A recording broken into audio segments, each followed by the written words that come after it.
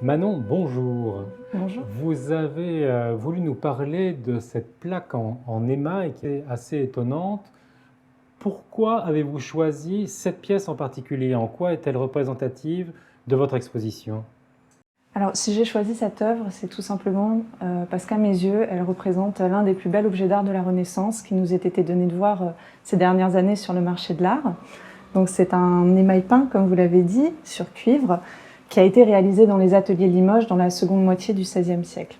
Alors, les ateliers de Limoges sont spécialisés dans l'art de l'émaillerie depuis la période médiévale. Ils connaissent un très grand succès à la période romane et à la période gothique, avant de quelque peu tomber en désuétude à la fin de la période gothique. Et c'est autour de 1500 qu'ils vont connaître une renaissance avec la mise au point de cette nouvelle technique des émaux peints, qui consiste en fait tout simplement à ajouter à votre poudre d'émail un liant qui va vous permettre de réaliser votre décor en superposant différentes couches d'émail que vous allez appliquer sur la plaque à l'aide d'un pinceau ou d'une spatule. Donc en fait, vous allez pouvoir réaliser un véritable tableau de verre.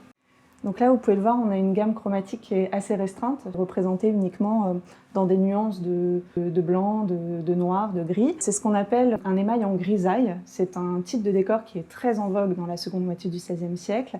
Et les plus grands émailleurs de l'époque, comme Léonard Limosin, Pierre Raymond ou encore Pierre Courtès, à qui nous proposons d'attribuer cet émail, eh bien, brillent dans cette technique. Et ici, Pierre Courtès nous présente un sujet très apprécié des hommes de la Renaissance, qui est l'introduction de Psyché sur l'Olympe.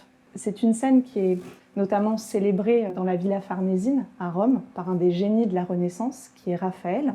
Et c'est vraiment cette composition qui est reprise ici-là, donc la composition de Raphaël, mais transférée sur le cuivre grâce à une gravure de Jacopo Caraglio. Et donc ici, Pierre Courtès reprend avec minutie cette gravure qu'il adapte dans son style monumental et vigoureux.